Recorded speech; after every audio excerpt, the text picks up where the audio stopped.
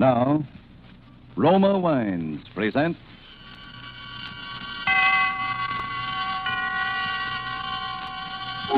Suspense. Tonight, Most Dangerous Game, starring Joseph Cotton with J. Carroll Nash. Suspense is presented for your enjoyment by Roma Wines. That's R-O-M-A, Roma Wines. Those excellent California wines that can add so much pleasantness to the way you live. A most interesting woman who extracts all the simple pleasure and happiness possible from living is Elsa Maxwell, International Authority on Hospitality. She offers you some friendly counsel. I am always telling people to take it easy, as they say, to be moderate and natural and at ease. And so, obviously, I suggest the enjoyment of a glass of Roma California port after dinner or during the evening.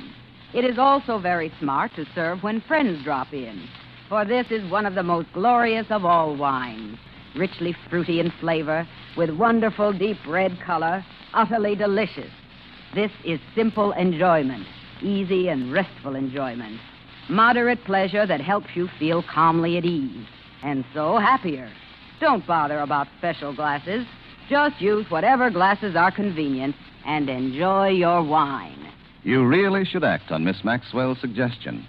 Roma Port, as all Roma wines, is the best that California's magnificent sun-ripened grapes can provide. In glorious flavor, color, and aroma, is unvaryingly good, always enjoyable.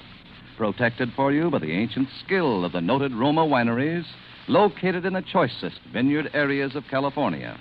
Yet, all this delight costs you only pennies a glass. Remember, more Americans enjoy Roma than any other wine. Roma, R-O-M-A, Roma wines. Yes, right now a glassful would be very pleasant, as Roma Wines bring you Mr. Joseph Cotton as Sanger Rainsford with J. Carroll Nash as General Zaroff in the greatest manhunt story written in our time, The Most Dangerous Game, a supreme adventure in suspense.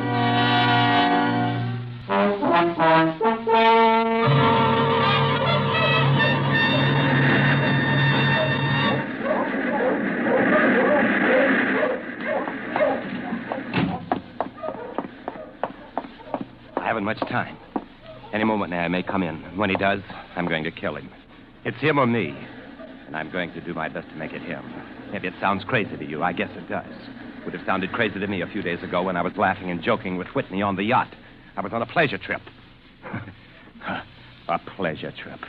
How could I or anyone realize then the horror and torment I was to go through? How was I to know of Ivan and the death swamp and the hounds? How was I to know of Zaroff? Think of it. It was only 4 nights ago that the ship went down. We'd been talking about the island. Ship Trap Island, Whitney said it was called on the charts. He was sleepy and started on down below to turn in. I was mixing myself a nightcap when I looked up and saw it. A tremendous reef racing at us out of the fog. I screamed out a warning, but it was too late. We were right upon it.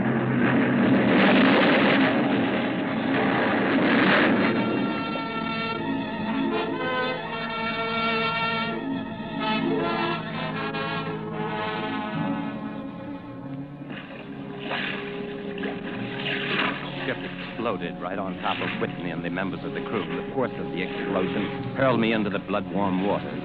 Terrified at this suddenness and surprise, my stomach weak and sick at the thought of the others.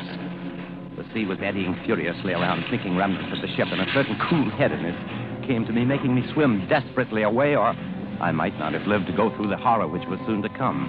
I struck out to the right in the direction of the island Whitney had been telling me about. I have no recollection of how long I swam, but all at once, I heard the muttering and growling of the sea breaking on a rocky shore. With my remaining strength, I dragged myself from the swirling waters. Jagged crags appeared to jut up endlessly into the night. All in, gasping, my hands raw, I at last reached a flat place at the top. Flung myself down at the jungle edge and tumbled headlong into the deepest sleep of my life. When I awoke, I was in a strange place, having no idea how I got there. Our friend seems to be awakening. What? Where's this? Where am I? Where's Whitney? Oh. Do not be alarmed, my friend. My man Ivan found you on the cliff. He brought you here to be taken care of. Oh, there's life on this island. I hardly believed a whole... Well, few people do. Yes, you are quite safe here in my castle, Mr. Rainsford. I'm Sanger Rainsford of New York. My yacht ran Oh, Sanger Rainsford. Well, it is indeed a very great pleasure and an honor to welcome Mr. Sanger Rainsford, the celebrated hunter, to my home. You know me? By reputation only. I've read your book about hunting snow leopards in Tibet. You see, my name is General Zaroff. Well, I can't tell you how happy I am to meet you, General. And I cannot tell you how happy I am to meet you, Mr. Rainsford. But come, we shouldn't be chatting here. We can talk later. You must be hungry. I am, rather. What? Well, Ivan, he thought you would like a robe. He's drying your clothes for you. Oh, thank you.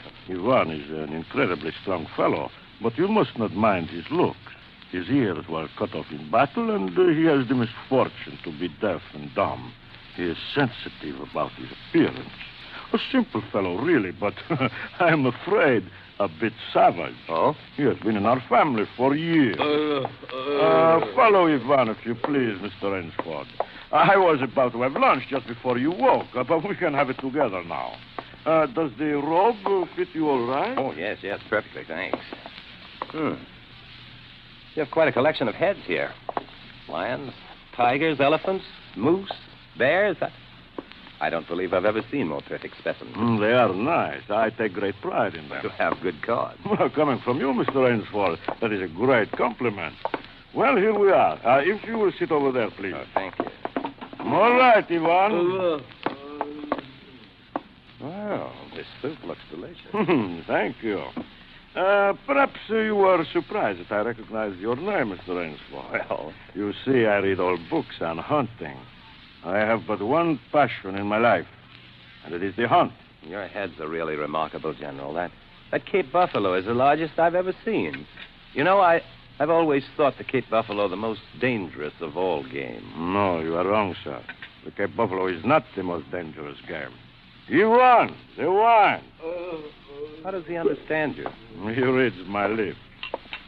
I think you will like the champagne, Mr. Rainsford. Ivan chills it expertly. No, the Cape Buffalo is not the most dangerous game. Here in my preserve on this island, I hunt more dangerous game. Is there big game on this island? The biggest. Really? Oh, it isn't here naturally, of course. I have to stock the island. Oh, well, what have you imported, General? Jaguars? No. Hunting jaguars ceased to interest me some years ago. I exhausted their possibilities, you see. Oh, may I pour you another glass of champagne, Mr. Rainsford? Oh, thank you, General. Oh, that's good. You know, God makes some men poets, some he makes kings, some beggars. Me, he made a hunter. My hand was made for the trigger, my father once said. My whole life has been one prolonged hunt. I have hunted every kind of game in every land. Grizzlies in the Rockies, crocodiles in the Ganges, rhinoceroses in East Africa.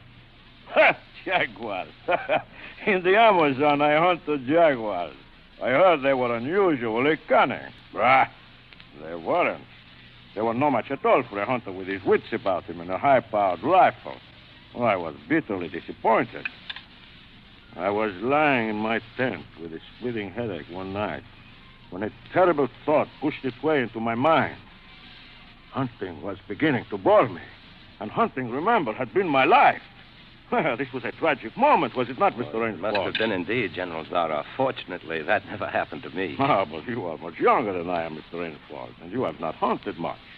But you perhaps can guess why the hunt no longer fascinated me. You'll have to tell me, General. Well, hunting had ceased to be what you call a sporting proposition. It had become too easy. I always got my quarry, always. No animal had a chance with me anymore.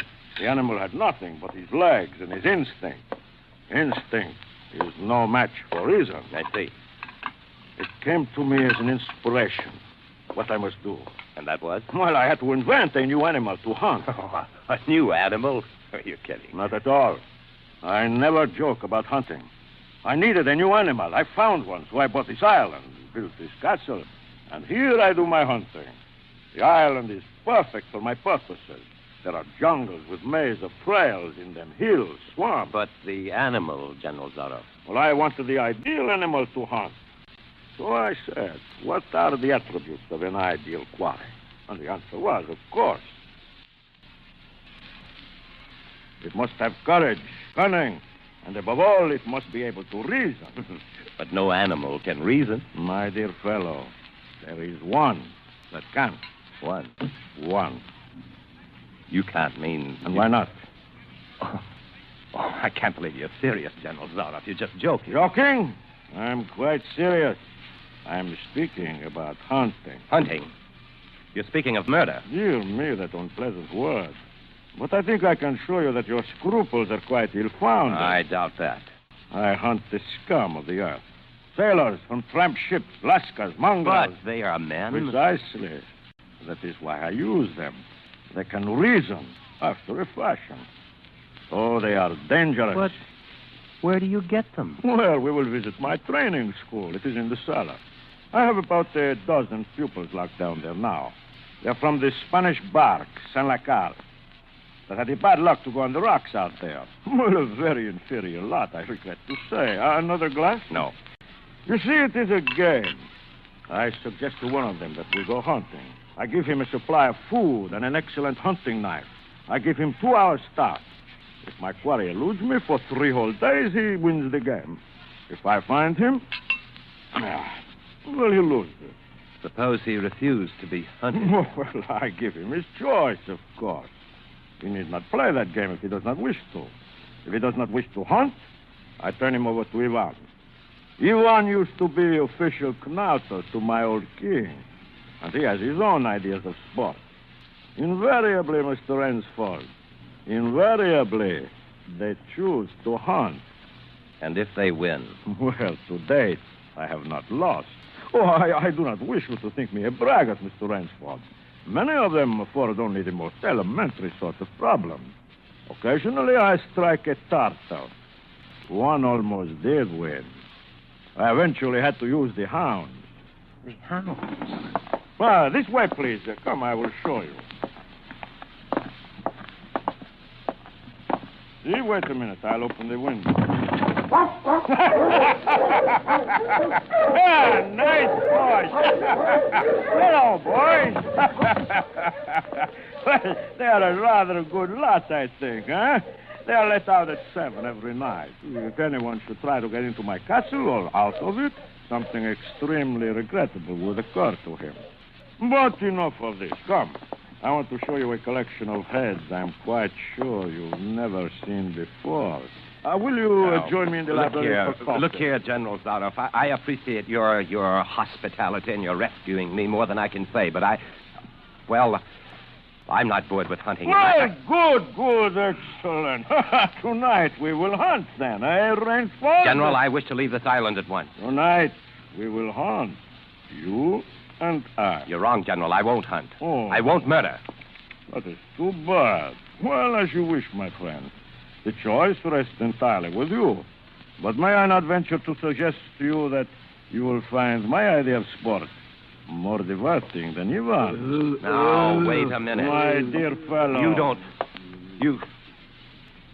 don't mean you plan to hunt me? My dear fellow, have I not told you I always mean what I say about hunting? This is really an inspiration. I drink to a foeman worthy of my steel, at last. I simply can't believe... This must be some sort of a dream. Your brain against mine, your woodcraft against mine, your strength, your stamina against mine. Outdoor chess. And the stake is not without value, huh? And if I win? Oh, well, then I will cheerfully acknowledge myself defeated, and if I do not find you by midnight of the 3rd day, my sloop will place you on the mainland near the town. Oh, you can trust me. I will give you my word as a gentleman and a sportsman. Of course, you, in turn, must agree to say nothing of your visit here. I'll agree to nothing of the kind. Oh. Well, in that case... Well, but why discuss that now? 3 days hence, we can discuss it, unless... Well, what is your choice, Mr. Rainsford? I'm a hunter. You know my choice. Good. Ivan here will supply you with hunting clothes, food, and knife. I suggest you wear moccasins. They leave a poorer trail. I suggest, too, that you avoid the big swamp in the northeast corner of the island. We call it Death Swamp. There's quicksand there. Well, I must beg you to excuse me now. I always take a siesta after lunch. You will want to start, no doubt. Well, au revoir, Mr. Rainsford. Au revoir. Look here. Isn't there any way I can...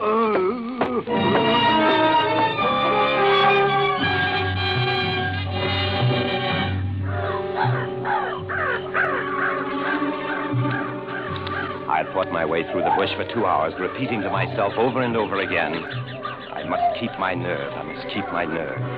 My whole idea at first was to put distance between myself and General Zaroff, and to this end I had plunged along through the thicket, spurred on by the sharp rowels of something very much like panic. Now, I had got a grip on myself. It stopped, and was taking stock of the situation. I saw that straight flight was futile. Inevitably, it would bring me face to face with the sea. I'll give him a trail to follow, I muttered, and I struck off from the rude path I had been following and into the trackless wilderness. I made a series of intricate loops. I doubled on my trail again and again, recalling all the lore of the fox hunt and all the dodges of the fox. Night found me exhausted, my hands and face lashed by the branches on a thickly wooded ridge.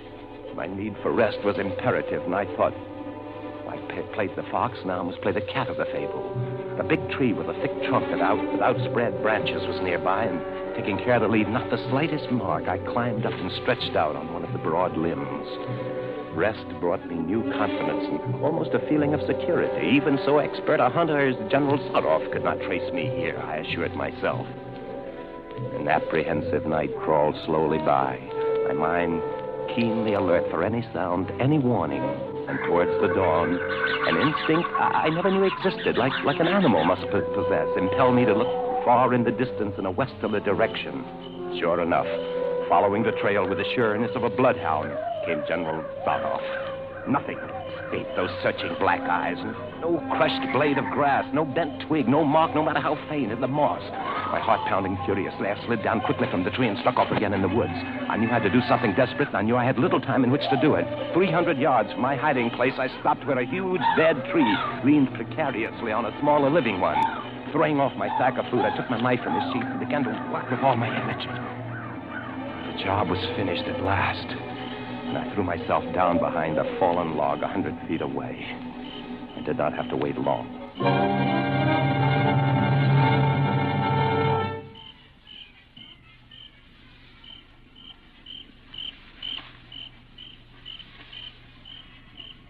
Rainsford!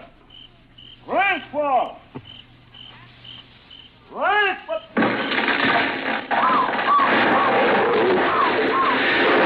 Got him. What? Hey, Rainsford! If you are within sound of my voice, as I suppose you are, let me congratulate you. Not many men know how to make a Malay man-catcher. Luckily for me, I, too, have hunted in Malacca.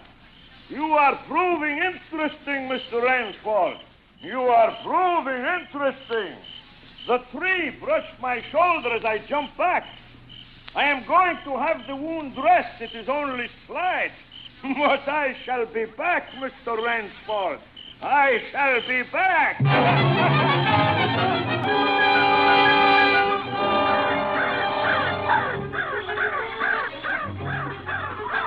It was flight now. A desperate, hopeless flight that carried me on for hours. I don't know where I got the strength. I kept telling myself over and over again that I must keep my nerve, that I was competing with a monster, a super huntsman. Dusk came, then darkness, and still I managed to press on. The ground grew softer under my moccasins. The vegetation grew ranker, denser. Insects bit at me savagely. Suddenly, as I stepped forward, my foot sank into the ooze. I drenched it. Mud sucked viciously at my foot like a giant leech. With a violent effort, I tore my foot loose. I knew where I was then. Death Swamp and its quicksand. The that the softness of the earth had given me an idea. I stepped back from the quicksand a dozen feet or so and began to dig. When the pit was above my shoulders, I climbed out and from some hard saplings cut stakes and sharpened them to a fine point. These stakes I planted in the bottom of the pit with the point sticking up. As fast as I could, I wove a rough carpet of weeds and branches and with it covered the mouth of the pit.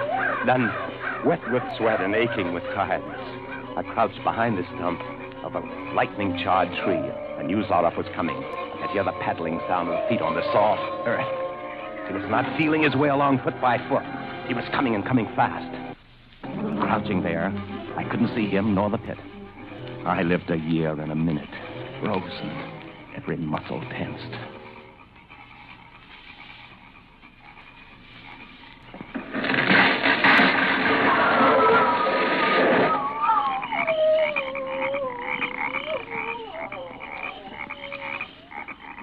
Excellent, Rainsford.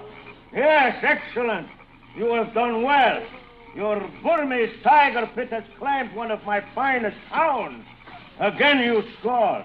I think, Mr. Rainsford, I will see what you can do against my whole pack. I am going back to get them now. Thank you for a most amusing evening.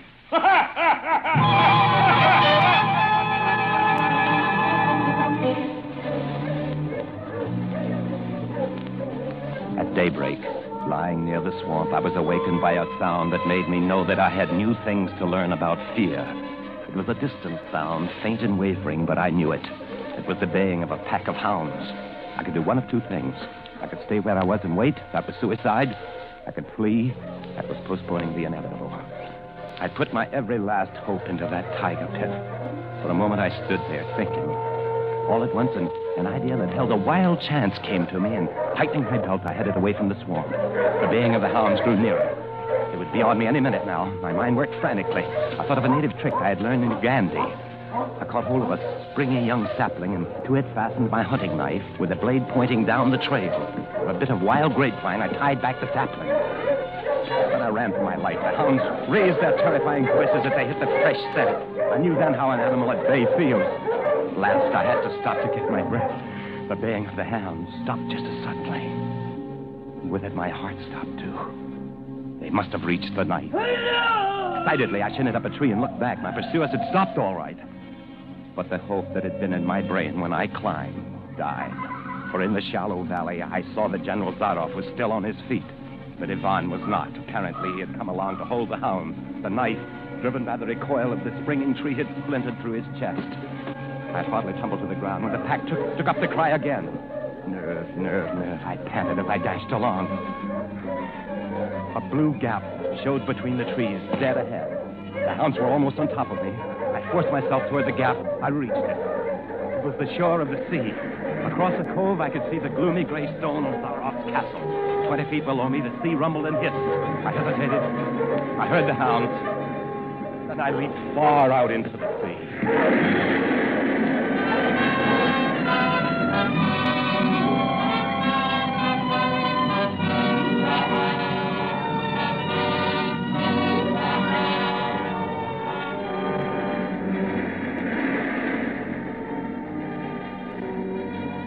Oh, the sea was good to me. And I am here safe in the general's bedroom waiting for him. The 3 days are up, and I have eluded him. But now I know I must go further. In a moment, we will meet, he and I. Only one of us is going to live. You understand that now.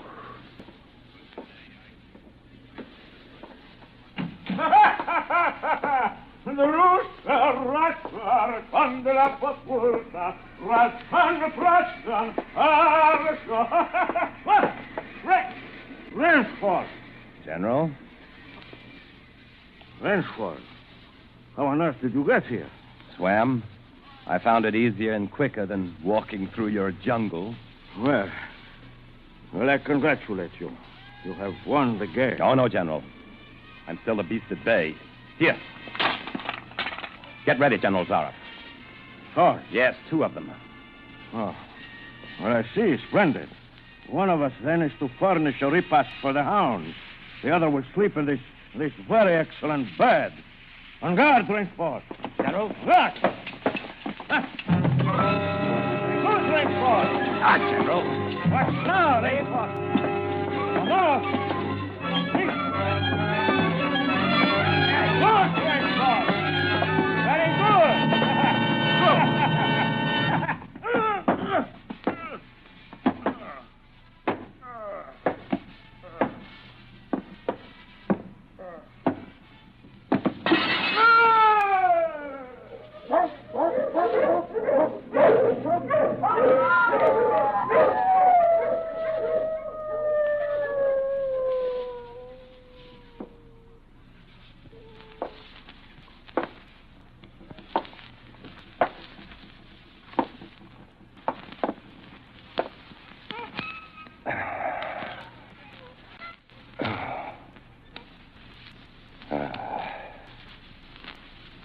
Just as my late host said it would be. A very excellent bed.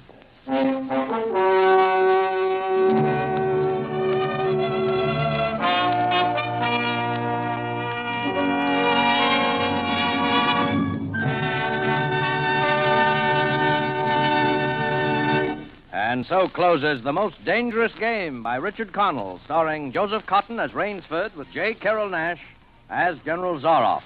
Tonight's study in Suspense. Suspense is produced, edited, and directed by William Spear. Probably no woman alive has been hostess to so many famous and distinguished people as Miss Elsa Maxwell. This is what she says about Roma wine. When you entertain friends, you do everything you can think of to add to their enjoyment. And that is why I say, when you serve your guests Roma wine, you not only delight them, you also smartly and genuinely flatter them.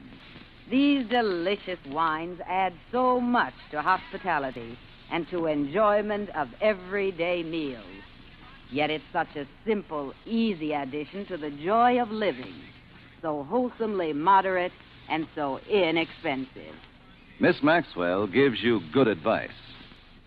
Enjoy Roma wine regularly. It's California's finest. Always good. Unvaryingly fine in flavor and quality. Remember, more Americans enjoy Roma than any other wine. Roma. R-O-M-A. Roma wines. Joseph Cotton appeared through the courtesy of David O. Selznick and is currently being seen in the Selznick production Since You Went Away. J. Carrol Naish is soon to be seen in the Paramount picture A Medal for Benny. Our thanks also to RKO, who began production today on The Most Dangerous Game, and through whose cooperation this story was presented tonight on Suspense. Ladies and gentlemen, next week you will hear Claire Trevor and Nancy Kelly as co-stars of Suspense. Presented by Roma Wines. R-O-M-A. Made in California for enjoyment throughout the world.